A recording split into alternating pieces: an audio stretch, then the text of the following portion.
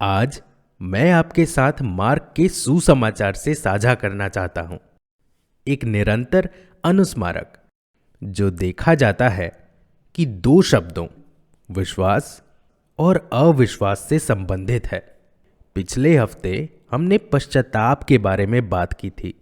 इस सप्ताह हम परिवर्तन और सुसमाचार में विश्वास के मुद्दे पर चर्चा करने जा रहे हैं। पश्चाताप और विश्वास सुसमाचार की दो शुरुआती शब्द हैं। सुसमाचार हमें किस ओर ले जा रही है? पश्चाताप और विश्वास। हमने पिछले हफ्ते देखा कि अगर हम पछताते हैं तो क्या होता है। आज हम विश्वास और उससे संबंधित कुछ विचारों के बारे में चर्चा करेंगे। आइए पहले कुछ वाक्यों को पढ़ते हैं। आइए हम मरकुस अध्याय 4 के 40वें शब्द को जोर से पढ़ें। उसने अपने शिष्यों से कहा, तुम इतने डरते क्यों हो? क्या तुम्हें अब भी विश्वास नहीं है? तुम्हें पता होना चाहिए कि जब भी हम बाइबल से कुछ पढ़ते हैं तो उनसे जो कुछ पूछा जाता था वह आज हमसे पूछा जाता है। अब प्रभु इस बहन से पूछ रहे हैं, क्यों डरती हो? अगला प्रश्न, क्या आपको कोई विश्वास नहीं है? हालांकि यह प्रेरितों पर लक्षित था, लेकिन आज सुबह जब मैंने इसे पढ़ा तो सवाल मुझसे था, और अब जब मैं आपको इसका प्रचार कर रहा हूं तो आपसे वही पूछा जा रहा है। क्या पूछा जा रहा है? आप क्यों डरते हैं? क्या आपको कोई विश्वास नहीं है? तो दो चीजें हैं, पहला डर और दूसरा विश्वास। ये दोनों एक ही सांस में क्यों कह रहे हैं? आइए एक और वचन पढ़ते हैं। मरकुस अध्याय 5 का 36वां शब्द।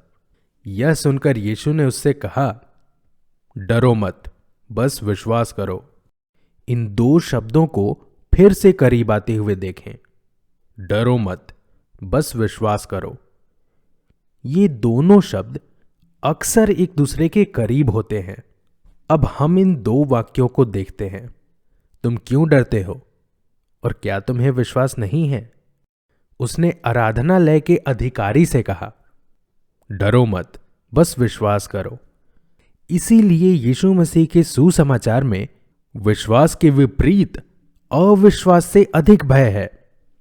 जब आपको डर लगे तो इसका क्या मतलब है? इसका मतलब है कि कोई आस्था नहीं है या कि विश्वास कम है। विश्वास रखने का क्या अर्थ है? इसका मतलब है कि कोई डर नहीं है या कि डर कम है। तो क्या होगा यदि आप में विश्वास है? डर निकल जाएगा। डर से छुटकारा पाने के लिए आपको क्या चाहिए? आपको विश्वास चाहिए। ये साधारण बातें हैं। इसीलिए इस कोविड युग ने लोगों के दिल में जो कई नकारात्मकताएं बोई हैं, उनमें से एक डर है। हर कोई डरा हुआ है। बहुत से लोगों ने मुझसे पूछा कि क्या मैं मरकुस के सुसमाचार को पढ़ना बंद कर सकता हूं और प्रकाशित वाक्य को पढ़ना शुरू कर सकता हूं। यह प्रकाशित वाक्य सीखने की उत्सुकता के कारण नहीं है, बल्कि विभिन्न लोगों द्वारा की गई विभिन्न टिप्पणियों को सुनकर वे डरते हैं। वे सोच रहे हैं कि शैतान ने पहले ही वैक्सीन के रूप में लोगों पर अपनी मुहर लगा दी है और नरक का टिकट बुक हो गया है। यह आप पर निर्भर है कि आप वैक्सीन लेना चुनते हैं या नहीं। यह मेरी चिंता नहीं है, लेकिन मैं आपको एक बात बताऊंगा। अगर कोई कह रहा है कि वैक्सीन मसीह विरोधी का प्रतीक है, तो मेरे पास बात करने के लिए एक और प्रतीक है। वैक्सीन लेना या ना लेना किसी का निजी मामला है, लेकिन अगर किसी को लगता है कि वैक्सीन लेकर शैतान ने पहले ही हम में अपना चिन्ह इंजेक्ट कर दिया है, तो मेरे पास ऐसे लोगों को बताने के लिए एक अच्छी खबर है। यानी इस टीके से पहले जो आपको लगता है कि शैतान का संकेत है, आपकी नसों में इंजेक्ट किया गया था। भगवान ने पहले ही बपतिस्मा के संस्कार के माध्यम से आपकी आत्माओं में अपनी अपरिवर्तनीय मुहर लगा दी थी। मसीह विरोधी का कोई चिन्ह परमेश्वर की इस मुहर को हटाने में सक्षम नहीं है। Hallelujah, hallelujah. वैक्सीन पर फैसला करना आप पर निर्भर है। मैं आपको एक बात बताऊंगा, भले ही ये दुनिया उल्टी हो जाए, भले ही आप 10 मिनट के भीतर किसी सुनामी के आने की बात सुने, तैयार रहें, यह सब झाड़ दें।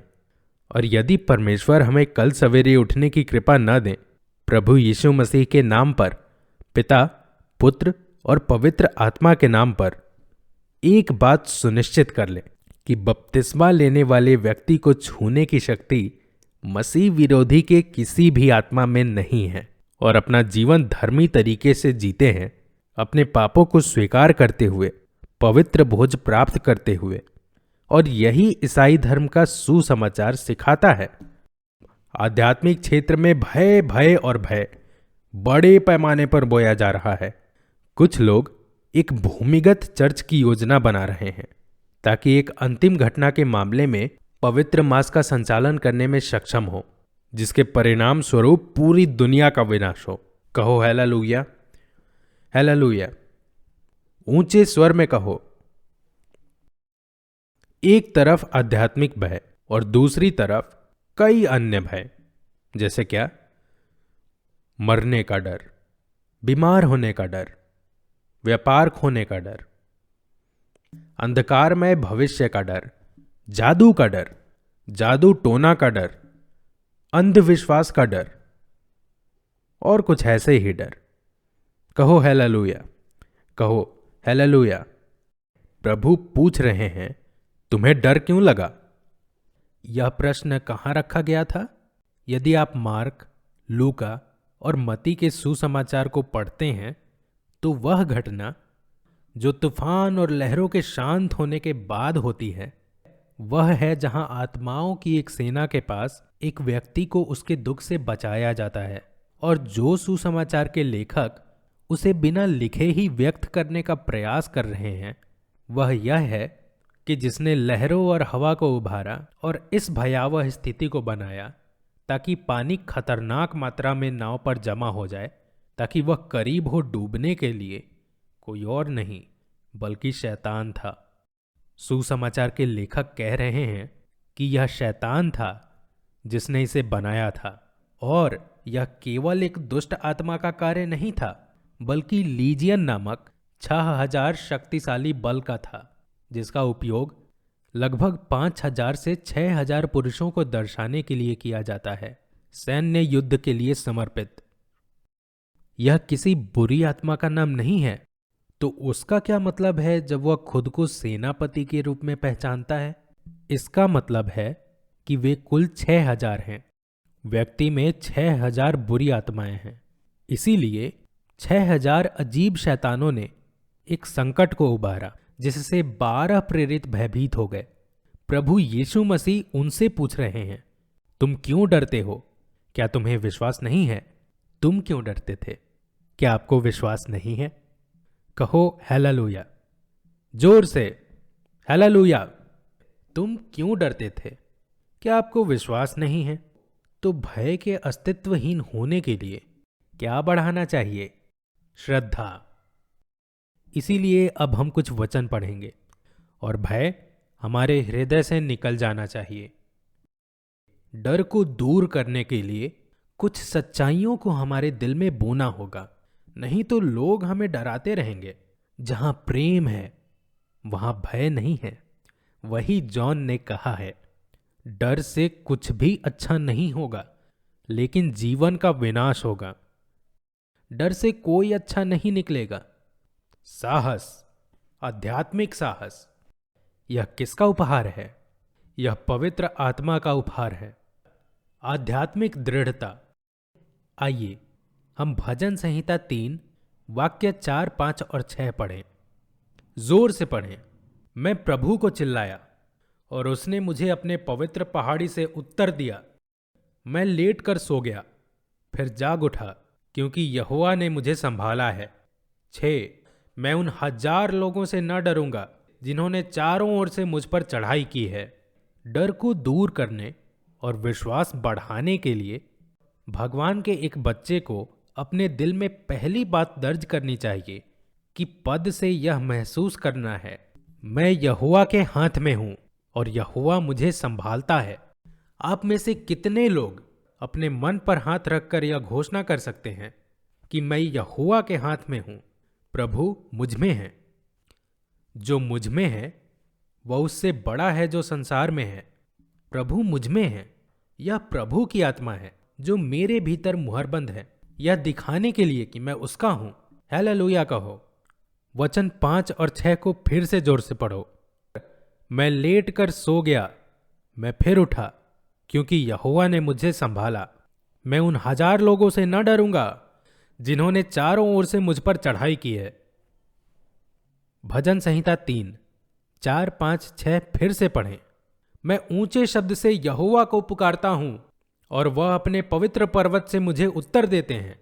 मैं लेट कर सो गया, फिर जाग उठा, क्योंकि यहोवा मुझे संभालता है। मैं उन 10,000 मनुष्यों से नहीं डरता जो मेरे विरुद्ध चारों ओर पांति बंधे खड़े हैं। इसे 10 बार दोहराएं। जिन्होंने मेरे खिलाफ अपने आप मैं हजारों लोगों से नहीं डरूंगा चारों ओर से स्थापित कर लिया है। आपको एक बात समझनी चाहिए, यानी जब लोग यहां आकर अपनी समस्या बताते हैं तो हम खुद सोचते हैं, हे ईश्वर, यह कैसे खत्म होगा, कितनी बड़ी समस्या है। वे बहुत दिनों के बाद वापस आते हैं और कहते हैं, एक समस्या के बारे में पिछली बार जब हम यहां आए थे, पिताजी, क्या हमने आपको सूचित नहीं किया? पिता, ईश्वर ने इसका समाधान ढूंढ लिया है, भगवान ने हस्तक्षेप किया। जब लोग यहां ऐसी समस्याएं लेकर आते हैं जिनका समाधान करना मुश्किल लगता है, तो वही कुछ समय बाद फिर से आकर कहते हैं उनकी कठिनाई है। परमेश्वर ने उसकी देखभाल की, जिसने चमत्कारी ढंग से इसका अंत किया। इसका क्या अर्थ है? सुनो, इसका मतलब सिर्फ इतना है कि इंसान की जिंदगी की हर समस्या का हल मिल गया है। बात बस इतनी सी है कि फिलहाल इसका समाधान आंखों के सामने नहीं दिख रहा है, लेकिन एक उपाय है। जोर से कहो, हालेलुया। कुछ चीजें अकल्पनीय तरीके से हल हो जाती हैं और हम यह समझने में असफल होते हैं कि यह कैसे निकलता है। ईश्वर के पास हर चीज का समाधान है। इसीलिए तुम सब परमेश्वर के पुत्र पुत्रियों को एक बात का विश्वास करना चाहिए कि मैं यहोवा के हाथ में हूं। वर्तमान में हम संकट में हो सकते हैं या किसी बीमारी से पीड़ित हो सकते हैं, लेकिन मैं क्या कर सकता हूं? आजकल लोगों में यह धारणा है, पहले ऐसे कई लोग थे जिन्होंने बीमारी से पीड़ित होने पर बहुत साहस दिखाया, लेकिन देर से लोग एक छोटी सी बीमारी की शुरुआत में भी ऐतिहासिक तरीके से व्यवहार कर रहे हैं। उन्हें लगता है कि उनकी मृत्यु हो सकती है। मृत्यु का भय, रोग का भय, यह जान लेना चाहिए कि मैं प्रभु के हाथ में हूं। आइए हम अपने अगले पद को लें। भजन संहिता 6 और 8। मैं अपनी आंखें हमेशा यहोवा पर रखता हूं, उसके साथ मेरे दाहिने हाथ पर। मैं नहीं हिलूंगा। पवित्र सप्ताह के दौरान मैंने महिला जेल का दौरा किया था। स्वीकारोक्ति और भोज की पेशकश करने के बाद अभी भी 5 मिनट बाकी थे, चूंकि बहनों ने बहुत मेहनत के बाद उनके साथ यह बैठक पकड़ी थी। उन्होंने मुझे कैदियों को प्रचार करने के लिए कहा। मैं थोड़ा झिझक रहा था कि उन्हें क्या बताऊं। कुछ ऐसे हैं जिन्हें मैं व्यक्तिगत रूप से जानता हूं, जो जेल में हैं। कुछ ऐसे हैं जिन्हें मैं कागजात के माध्यम से जानता हूं, तो कुछ जिन्हें मैं नहीं जानता। वहां के कैदी भारी मन से मेरे सामने बैठे हैं, लेकिन मैं क्या करूं? मैं उनसे बात करने के लिए तैयार नहीं था, क्योंकि मैं केवल उनकी स्वीकारोक्ति को सुनने और उनके लिए पवित्र मांस की पेशकश करने की उम्मीद कर रहा था। मैंने उनसे बात करने के लिए ठीक से होमवर्क नहीं किया। फिर अचानक जो पद परमेश्वर ने मुझे दिया वह भजन संहिता अध्याय 16 का 8वां शब्द था। इसीलिए मैंने उन्हें यह कविता सिखाई, जिसके बाद मैंने कहा कि आप में से कुछ को जीवन के लिए दोषी ठहराया जा सकता है और हो सकता है कि आपको यहां अंतिम सांस लेनी पड़े। एक बूढ़ी औरत थी जो सामने की पंक्ति में बैठी थी, अपने सिर को साड़ी से ढक रही थी। जैसे कि चर्च में हो। मुझे नहीं पता कि वह कभी जेल से छूटेगी या नहीं। मैंने यह भी सुना है कि कुछ ऐसे भी हैं जो रिहाई के समय भी जेल से बाहर निकलने से इनकार करते हैं, क्योंकि वे जेल में रहना पसंद करते हैं। इसीलिए वे जेल में मर सकते हैं और बाहरी दुनिया की एक झलक नहीं देख सकते हैं या ताजी हवा में सांस नहीं ले सकते हैं। तब मैंने उनसे कहा, जब आप इस कोठरी के अंदर बैठते हैं तो हो सकता है कि कुछ ऐसे लोग हों जिन्हें गलत या सही सजा दी गई हो। आपकी स्थिति कुछ भी हो, मैं आपको एक कविता सिखाऊंगा। भजन संहिता अध्याय 16, 8वां शब्द। मैंने यहोवा को निरंतर अपने ससमुख रखा है, इसीलिए कि वह मेरे दाहिने हाथ रहता है। मैं कभी न डगमगाऊंगा। इसे जोर से पढ़ें। मेरी नजर हमेशा यहोवा पर रहती है, उसके साथ मेरे दाहिने हाथ पर। मैं नहीं हिलूंगा। मैंने उनसे यह भी कहा, अगर इस सजा ने आपको स्वर्ग मिलना सुनिश्चित कर दिया है तो यहां 10 साल बिताने में कोई बुराई नहीं है। यह उस अपराध के लिए पीड़ित होने में कोई नुकसान नहीं है जो आपने नहीं किया, अगर स्वर्ग आपका पुकार है। लेकिन एक बात निश्चित है, मृत्यु के बाद क्या आप अनंत काल प्राप्त करेंगे? क्या मृत्यु के बाद आत्मा प्रभु की उपस्थिति में आएगी? आप सभी ने स्वीकार किया है और अपनी कमियों को घोषित किया है। आपने यीशु को अपने प्रभु और उद्धारकर्ता के रूप में स्वीकार किया है। आप पवित्र भोज प्राप्त करने के लिए वेदी के सामने खड़े हैं। हो सकता है कि आपने अपने जीवन में गलती की हो। यदि ऐसा है तो आपने पश्चाताप किया है।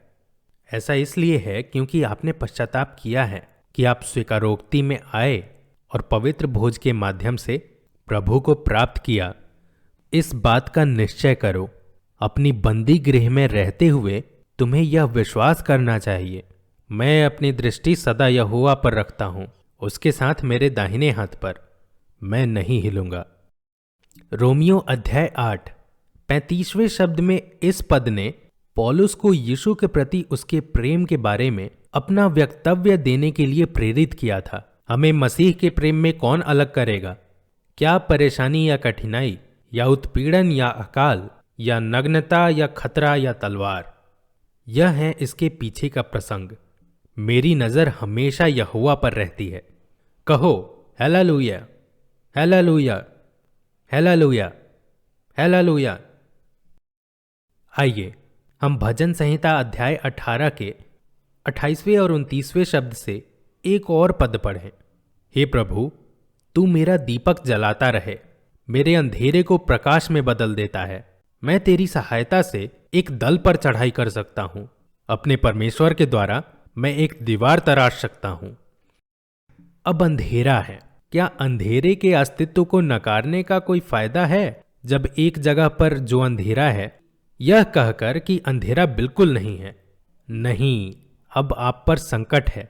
पति पत्नी का ठीक ना होना, पारिवारिक कलह, बच्चों की चिंता, बीमारी, आर्थिक कर्ज, व्यापार के मुद्दे, आगे बढ़ने में असमर्थ, पाप में जीवन में फंसी, पैतृक बंधन से बच नहीं सकती, अवैध संबंधों में फंसी, प्रार्थना करने में असमर्थ, प्रार्थना करने में असमर्थ मानना, यह और कुछ नहीं बल्कि अंधकार का प्रमाण है। इसमें कोई शक नहीं।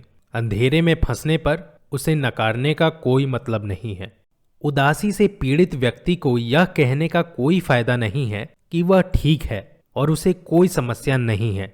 इस मुद्दे को स्वीकार करना बेहतर है। हाँ, आपको उदासी है, आप तनाव में हैं। स्थिति से भागने का कोई मतलब नहीं है, लेकिन इसे स्वीकार करें कि यह मौजूद है।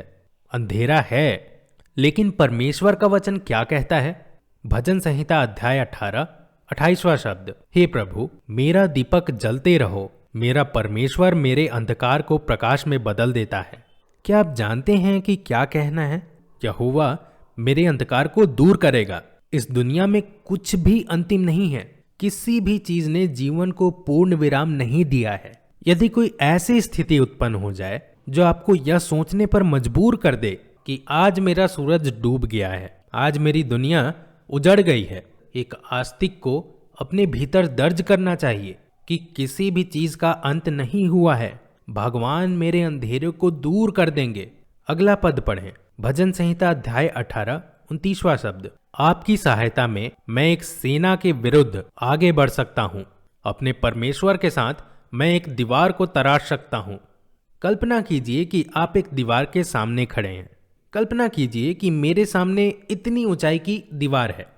जरा सोचिए, मैं इसके करीब खड़ा हूं। मैं चाहे जितना भी कूदूं, मैं उस पर पैमाना नहीं बना सकता। सही? तो सवाल, लेकिन क्या मैं इस पर कूद नहीं सकता? हालांकि मैं इसके पास खड़े होने से कूदने में सक्षम नहीं हूं।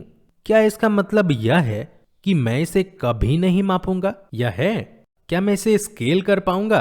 अपने सामान्य ज्ञान का प्रयोग करें। क्या यह किया जा सकता है? कैसे? आपको वापस जाना होगा और दीवार से अच्छी दूरी पर खड़े होना होगा। फिर आपको उसकी ऊंचाई नापनी होगी।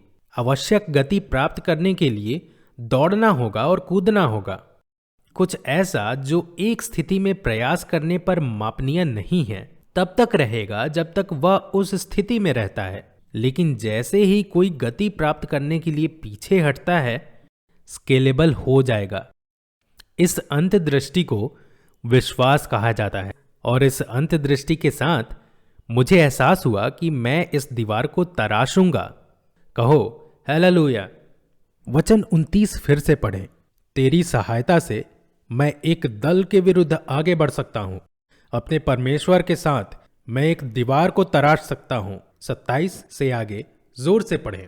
यहोवा परमेश्वर मेरी ज्योति और मेरा उद्धार है, मैं किससे डरूं? यहोवा मेरे जीवन का दृढ़ गढ़ ठहरा है, मैं किसका भय खाऊं?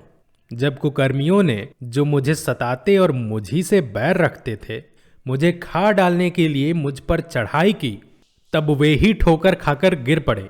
चाहे सेना भी मेरे विरुद्ध छावनी डाले तो भी मैं न डरूंगा। चाहे मेरे विरुद्ध लड़ाई ठन जाए, उस दशा में भी मैं हियाव बांधे निश्चिंत रहूंगा। जमानत देखें तो विश्वास के द्वारा ही भय दूर होगा।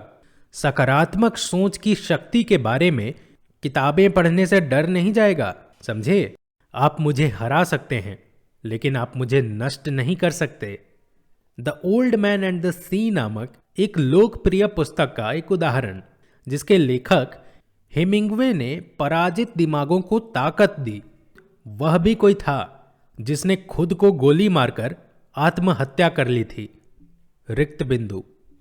कोई है जो लोगों को सकारात्मक सोचने के लिए मिला, लेकिन वह खुद नहीं कर सका। इसीलिए यदि आप सकारात्मक सोच की शक्ति को पढ़ेंगे तो आप अपने अवसाद से छुटकारा नहीं पा सकेंगे। यह आपके डर, आपके दुख को पूर्ववत नहीं करेगा। अपने दुख को समाप्त होने के लिए आपको क्या चाहिए? श्रद्धा। मैंने आस्थावान लोगों को अकल्पनीय पीड़ा के आगे चट्टान की तरह खड़े देखा है। यहां यही कहा जा रहा है। भजन 27वें शब्द को जोर से पढ़ें। प्रभु मेरी ज्योति और मेरा उद्धार है, मैं किसका भय खाऊं? यहोवा मेरे जीवन का दृढ़ गढ़ है, मैं किससे डरूं? 2. जब दुष्ट मुझ पर चढ़ाई कर कर मुझे फाड़ डालेंगे, तब मेरे शत्रु और मेरे बैरी ठोकर खाकर गिर पड़ेंगे। 3. चाहे कोई सेना मुझे घेर ले तो भी मेरा मन न डरेगा। चाहे मेरे विरुद्ध युद्ध छिड़ जाए तो भी मैं निश्चय दृढ़ रहूंगा। Hallelujah, hallelujah, hallelujah, hallelujah. ऊंचे स्वर से कहो। यह विश्वास साहस देता है। पद 5 पढ़ें। क्योंकि संकट के दिन वह मुझे अपने पवित्र तंबू की छावनी में छिपाकर चट्टान पर ऊंचा करेगा। क्या उत्साहजनक उदाहरण है। कहो, वह मुझे चट्टान पर ऊंचा करेगा। एक ऊंची चट्टान। जो मैं कहने की कोशिश कर रहा हूं वह यह है कि विश्वास से साहस पैदा होगा। तो विश्वास करो कि प्रभु मेरा प्रकाश और मेरा उद्धार है, मैं किससे डरूं? अपने आसमानों में खड़े हो जाओ। केवल प्रभु ही भय को दूर कर विश्वास जगा सकते हैं। विश्वास ईश्वर की देन है। परमेश्वर के लोगों को इन दिनों जिस चीज की आवश्यकता है वह है विश्वास। दृढ़ विश्वास करो। एक दृढ़ विश्वास की शक्ति से भर जाना चाहिए जो छूटता नहीं। किसी चीज से डरने की जरूरत नहीं है। आपको घबराने की जरूरत नहीं है। याद रखें, यहोवा ने यहोशू अध्याय 1 के 5वें शब्द और यहोशू अध्याय 1 के 9वें शब्द में क्या कहा।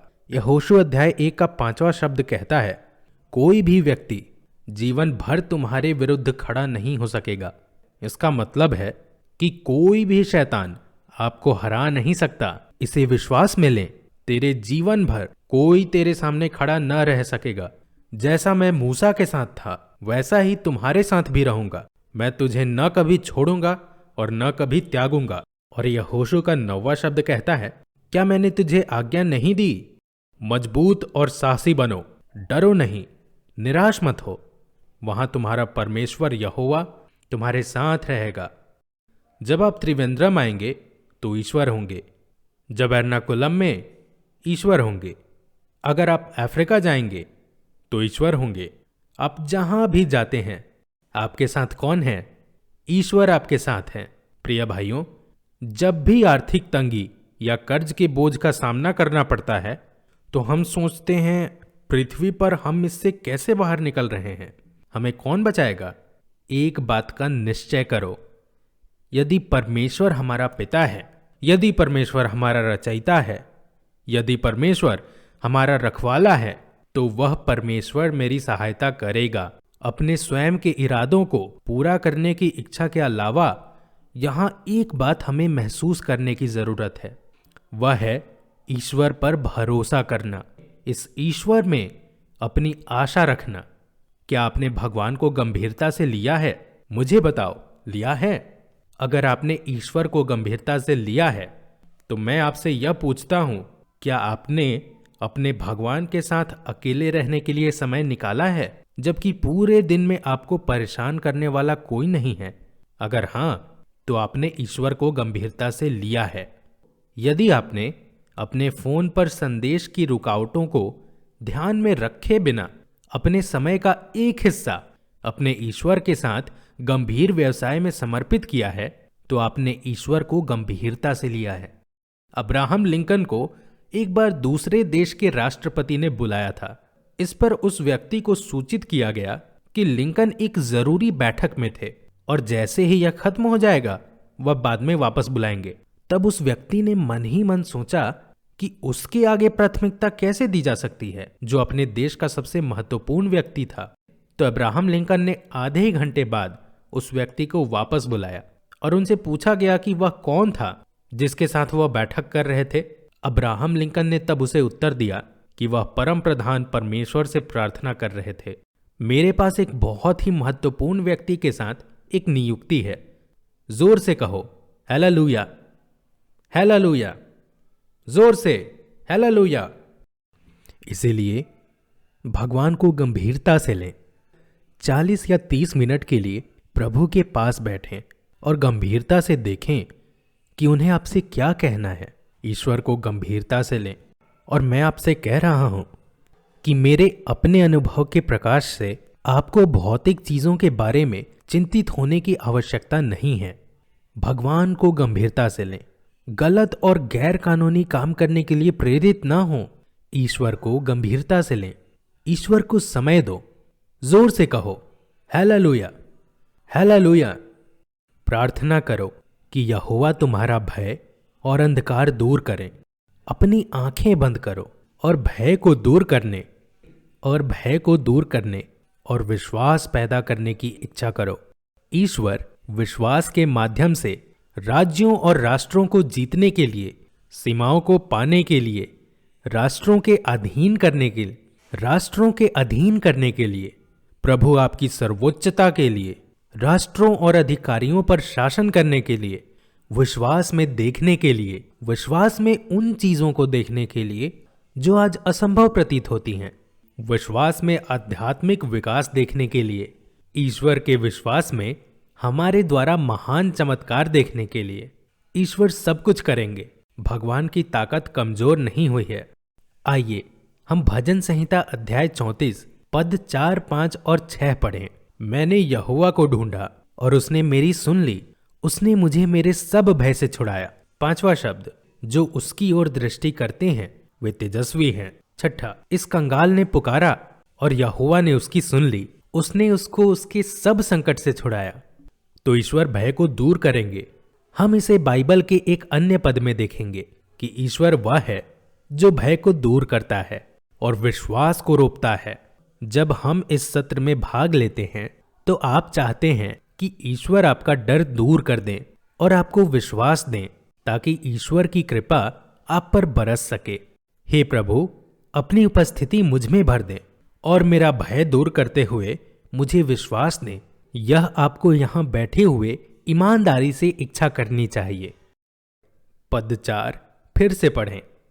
मैंने यहोवा को ढूंढा और उसने मुझे उत्तर दिया। उसने मुझे मेरे सब भयों से छुड़ाया। जब हम ईश्वर से कुछ मांगते हैं तो मैं यहां भौतिक लाभों के बारे में नहीं, बल्कि आध्यात्मिक चीजों के बारे में बता रहा हूं। और जब हम आध्यात्मिक उपहार मांगते हैं तो वह हमें जवाब देंगे और हमें वह आशीर्वाद देंगे। यिर्मयाह अध्याय 33 तीसरा शब्द, मुझसे प्रार्थना कर और मैं तुझे उत्तर दूंगा और तुझे बड़ी बड़ी और अभेद्य बातें बताऊंगा जिन्हें तू नहीं जानता। यहां क्या कहा गया है? मुझे बुलाओ और मैं तुम्हें उत्तर दूंगा।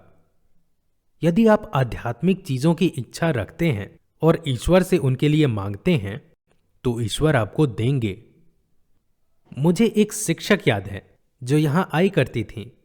वह एक दिन मेरे पास आई और बोली, पिताजी, मुझे बहुत डर है। मैंने तब पूछा कि वह किस प्रकार के भय का अनुभव कर रही है। उसने कहा कि हालांकि उसे बच्चों को पढ़ाने में कोई समस्या नहीं थी, लेकिन वह सार्वजनिक रूप से बोलने से डरती थी, जैसे कि स्टाफ मीटिंग में कुछ बोलना हो। उसने खुलासा किया कि उसने एक बार काम सौंपे जाने के डर से खुद को बाथरूम में बंद कर लिया था। जरा सोचिए कि अगर एक शिक्षक के साथ भी यही स्थिति है तो यह एक गंभीर डर है। वह यहां आई और प्रार्थना की और मैंने उसे बाइबल की कुछ आयतों को दोहराकर प्रार्थना करने के लिए कहकर विदा किया। बाद में एक दिन उस बहन ने एक घटना के बारे में बताते हुए मुझे एक विस्तृत पत्र लिखा, जिसमें उसने अन्य शिक्षकों के साथ एक कार्यक्रम पेश किया था जो उसके पूरे जीवन में सबसे पहला था, और कैसे भगवान की कृपा ने उसके डर को दूर करने में मदद की थी। तो क्या डर जड़ से खत्म नहीं हुआ? उसे ऐसे फेंक दिया गया जैसे कांटा फेंका गया हो। तो अगर कोई मेरी बात सुन रहा है तो उसमें भय, अवसाद, चिंता, बोझ है, वह ईश्वर है जो इसे दूर कर सकता है। भजन संहिता अध्याय 34 यों कहता है, मैंने यहोवा को ढूंढा और उसने मेरी सुन ली।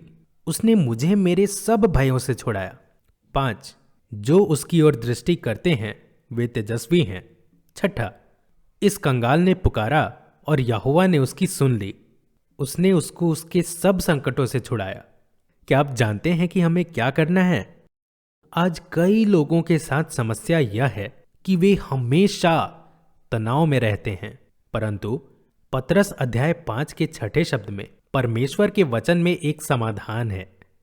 इसीलिए परमेश्वर के पराक्रमी हाथ के नीचे दीन बनो कि वह तुम्हें नियत समय पर उठा ले। अपनी सारी चिंता उसी पर डाल दो, क्योंकि उसे तुम्हारा ध्यान है। यहां क्या कहा गया है? बहुत अधिक चिंता के साथ इधर उधर घूमने के बजाय हमें उन सभी को उस पर डालने की आवश्यकता है। मैं जो करता हूं वह सब कुछ लिखता हूं जो मुझे चिंतित करता है और इसे पवित्र यूचरिस्ट के सामने रखता है। आज हमारे सामने एक ऐसी समस्या है जिसका समाधान आवश्यक है कि अंत में इसका अंत कैसे होगा। क्या हम इस बोझ को हर समय ढोने में सक्षम होंगे? हमारे पास पहले से ही 1000 अन्य मुद्दे हैं जो हमें परेशान कर रहे हैं, और सभी के तनाव को अपने आप में ले जाना असंभव है। हम मानसिक रूप से अस्थिर हो जाएंगे। दूसरे दिन एक व्यक्ति ने मुझसे पूछा, क्या आप सारा दिन लोगों की समस्या सुनकर पागल नहीं हो जाते? आइए एक मानवीय रूप से सोचें। लोगों के सामने आने वाली हर समस्या को सुनने के लिए मानसिक रूप से अस्थिर होने की एक उच्च संभावना है। इसीलिए इस बोझ को अपने भीतर ढोने के बजाय हमें उन्हें प्रभु के पास सौंप देना चाहिए। तो आपको क्या करना चाहिए? आपको अपनी परेशानियों को लिखकर इधर उधर रखने की आवश्यकता नहीं है, बल्कि अपने घर में या चैपल या होली यूचरिस्ट के सामने बैठकर प्रभु के साथ अकेले बैठना है और अपनी सभी समस्याओं को उसी तरह से बताएं जैसे किसी अन्य व्यक्ति के साथ साझा करना। भजन संहिता अध्याय 119 26वां शब्द इसी प्रकार कहता है, मैंने अपने चाल चलन को लिख दिया और तूने मुझे उत्तर दिया। मुझे अपने नियम सिखा। भजनहार यहां क्या कह रहा है? मैंने अपनी चाल चलन को लिख दिया। मेरे पास अपनी चालों को लिखा है। आपको अपनी स्थिति के बारे में भगवान से बात करनी चाहिए और भारी सिर के साथ नहीं चलना चाहिए। भगवान ने हमें क्या आजादी दी है? ईश्वर ने हमें जो स्वतंत्रता दी है वह अपने बच्चों के समान होना है। ठीक उसी तरह जैसे बच्चे बात करते हैं माता पिता को उनकी समस्याओं के बारे में, उसी तरह हमें उन सभी चीजों को प्रकट करना चाहिए जो भगवान के सामने है। ईश्वर, इस व्यक्ति ने मुझे इस तरह से महसूस किया है, उसने मुझे गलत समझा है, ऐसा वह मेरे बारे में सोचता है। मेरे पास व्यक्तिगत रूप से जाकर इसे सुधारने या समय या क्षमता नहीं है। प्रभु, आप समझ गए। आपको इसका मालिक होना चाहिए और इसे हल करना चाहिए। प्रभु, आप समझ गए। आपको इसका मालिक होना चाहिए और इसे हल करना चाहिए। आपको इस तरह संप्रेषित करने की आवश्यकता है। यह एक तरह का वेंटिलेशन है। आप उन परामर्श कक्षों में जाकर क्या बोलते हैं? जब लोग आते हैं और अपनी समस्याएं बताते हैं तो हम महान आध्यात्मिक शक्तियों के अधिकारी नहीं हैं, लेकिन जब वे हमारे सामने खुलते हैं तो वे मुक्त हो जाते हैं। फिर हम उन्हें कुछ आध्यात्मिक सलाह देते हैं, 1 या 2 पद, एक प्रार्थना सिखाते हैं, उनके सिर को छूते हैं और प्रार्थना करते हैं। वे मुक्त हो जाते हैं। यहां क्या हुआ? ऐसा इसलिए नहीं है क्योंकि हम अलौकिक हैं, लेकिन जब उन्होंने अपने खातों का साझा किया तो हम ईश्वर के प्रतिनिधि होने के नाते वे इसे ईश्वर के सामने प्रकट कर रहे हैं। लेकिन यह तब और अधिक प्रभावी होगा जब आप अपनी चिंताओं को सीधे ईश्वर के सामने रखेंगे। जोर से कहो, हालेलुया। सो यह कहा गया है, मैंने यहोवा को ढूंढा और उसने मुझे उत्तर दिया। उसने मुझे मेरे सब भयों से छुड़ाया। इस कंगाल ने पुकारा और यहोवा ने उसकी सुन ली। उसने उसको उसके सारी विपत्तियों से छुड़ाया। इसीलिए जब हम अपनी चिंताओं को ईश्वर के सामने रखते हैं, प्रार्थना करते हैं, तो उसमें एक मुक्ति होगी।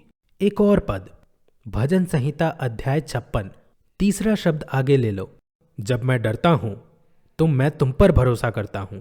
4था, ईश्वर में जिसके वचन की मैं प्रशंसा करता हूं, ईश्वर पर भरोसा करता हूं और डरता नहीं हूं।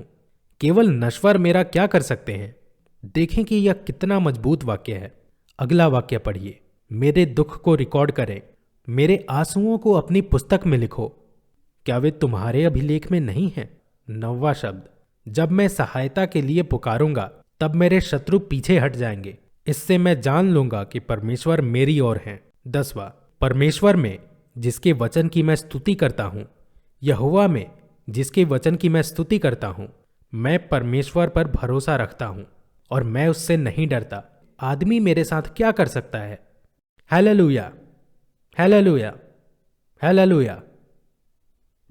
हम भजन संहिता अध्याय 91 9वें और 10वें शब्द में इस पद को जानते हैं। यदि तू कहता है यहोवा मेरे शरण स्थान है और तू परम प्रधान को अपना निवास स्थान बताता है। 10वां, कोई विपत्ति तुझ पर न पड़ेगी और कोई विपत्ति तेरे डेरे के निकट न आएगी। हालेलुया, हालेलुया, हालेलुया कहो, हालेलुया कहो, हालेलुया कहो। धन्यवाद। यीशु, यीशु की स्तुति करो। अब भजन संहिता अध्याय 138 3रा शब्द पढ़िए। जिस दिन मैंने पुकारा उस दिन तूने मेरी सुन ली, मेरी आत्मा की शक्ति को तुमने बढ़ा दी। देखिए, ये सब होगा। क्या ये सब वादे नहीं हैं? क्या ये सब वादे नहीं हैं? क्या ये सब वादे नहीं हैं? न केवल इसे सुनो और चले जाओ, लेकिन इसे लिखो, इसे पढ़ो और प्रभु में मजबूत हो जाओ। वादा देखिए, आत्मा की ताकत आपने बढ़ा दी। ऊंचे स्वर से कहो, हालेलुया, हालेलुया। जिस दिन मैंने पुकारा उस दिन तूने मुझे उत्तर दिया। हम एक और पद लेंगे, यशायाह अध्याय 61। यह एक महान प्रतिज्ञा है। यदि आप में से कोई यह मानता है कि पैतृक श्राप मौजूद है तो अपने हाथ उठाएं, मैं समाधान दूंगा। यह पता चल सकता है कि कोई व्यक्ति अपने पूर्व वंश के अव्यवस्थित जीवन के परिणामों का अनुभव कर रहा होगा। अगर यहां कोई ऐसा सोचता है तो उसके लिए बाइबल में एक वाक्य है।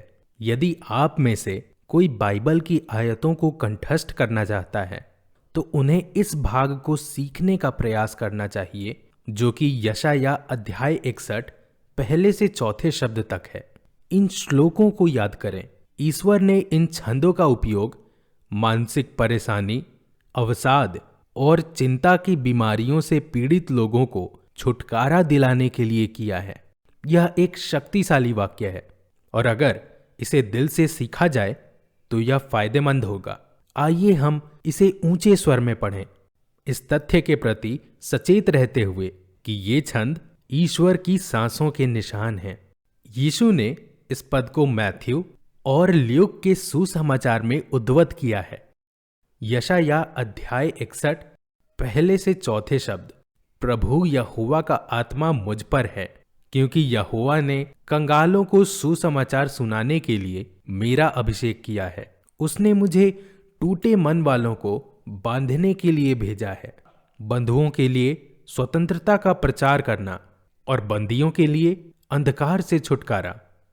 दूसरा शब्द, यहोवा के अनुग्रह के वर्ष और हमारे परमेश्वर के प्रतिशोध के दिन का प्रचार करना, शोक करने वालों को शांति देना। तीसरा, और सिय्योन में शोक करने वालों की सहायता करना, उन पर राख के बदले सुंदरता का ताज, शोक के बदले खुशी का तेल और निराशा की आत्मा के बदले स्तुति का वस्त्र। वे धर्म के बांज वृक्ष कहलाएंगे और यहोवा के तेज को दिखाने के लिए उसको रोपेंगे। वे उन उजड़े हुए नगरों को जो पीढ़ियों से उजाड़ दिए गए हैं नया कर देंगे। सिय्योन का अर्थ है यरूशलेम या वे जो परमेश्वर के चुने हुए समूह से संबंधित हैं, जो अभी रो रहे हैं। और हार के गहरे गड्ढे के अंदर से रोता हुआ एक व्यक्ति राख पर बैठकर रो रहा था। जब वह व्यक्ति पराजित होकर वहीं पड़ा रहता है तो परमेश्वर का वचन उससे कह रहा है, प्रभु की आत्मा मुझ पर है, क्योंकि यहोवा ने गरीबों को खुशखबरी सुनाने के लिए मेरा अभिषेक किया है। उसने मुझे टूटे दिलों को बांधने के लिए भेजा है। किसे भेजा गया है? यीशु को उनके पास भेजा गया है। यह यीशु के बारे में एक भविष्यवाणी है। वाक्य 3 कहता है, और सिय्योन में शोक करने वालों को राख के बदले सुंदरता का मुकुट, शोक के बदले आनंद का तेल और निराशा की आत्मा के बदले स्तुति का वस्त्र प्रदान करो। निराशा की आत्मा में शोक करने वाले या उदास व्यक्ति को स्तुति का वस्त्र प्रदान किया जाएगा। उदास दिल किस ओर जाएगा? यह प्रभु की स्तुति करने के आनंद में डूबे हुए हृदय में बदल जाएगा। एक मन जो निराशा में है वह ईश्वर की स्तुति गाते हुए हृदय में परिवर्तित हो जाएगा। यह यहां किया गया वादा है। हालेलुया, हालेलुया कहो। क्या आप विश्वास करते हैं कि यीशु आपको दे सकते हैं? क्या आप मानते हैं?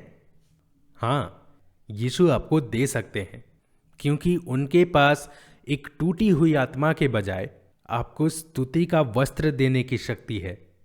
कहो हालेलुया। वाक्य 4 देखें, जो पितृश्राप की जंजीर को ढीला कर सकता है।